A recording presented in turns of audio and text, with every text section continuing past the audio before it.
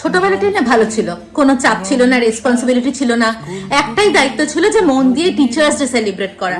তাতেও তুমি থাকতে সেই টিমে, তাহলে যাও তোমার সেই বন্ধুগুলোকে ট্যাগ করো যাদের সাথে তুমি টিম করে টিচার্স ডে সেলিব্রেট করতে। বাই দ্য ওয়ে, তোমার সব থেকে ফেভারিট যে টিচার ছিল, খুব ভালো খাওয়াতো, তাকে কিন্তু মেনশন করো কমেন্টে, মানে একটা কবিতা তাদের জন্য, যে ওপর ওপরে একটু রাগি মনের থেকে ভালো টিচাররা তো জীবন জুড়ে অদৃশ্য এক আলো, পড়ার মাঝে বললে কথা চোখ ফেটে যায় রাগে। তা সত্যি কথা বলুন তো, সবাই যদি আমরা চুপ করে যাই, শান্ত হয়ে যাই, মনে মনে তখন কি আর আদেও ভালো লাগে? আড্ডা ধমক ঠাট্টা হাসি সবই থাকেন রাজি, বাইরে শুধু রাগটা দেখান আপনিও খুব পাজি।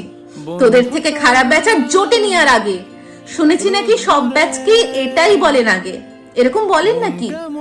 এই যে এত কঠোর সাজেন সব আমাদের জানা, টিচার্স ডে সেলিব্রেশন স্ট্রিক্টলি নাকি মানা? এটা কিপটেমি না মুখের কথা, থাক না ও সব তোলা। সেলিব্রেশন করতে যে বারণ করলেন, না করলে অভিমানে দেখবো দুগাল ফোলা। ধরুন সত্যি সেদিন এলাম না, কেউ বারণ টারণ মেনে, পছন্দের ওই কেকটা তখন কে আর দেবে এনে? এই যে বড় মুখ করে বলে দিচ্ছেন সেলিব্রেশন করতে হবে না, মনে মনে তো আপনিও চান, তাই না? Happy teachers day.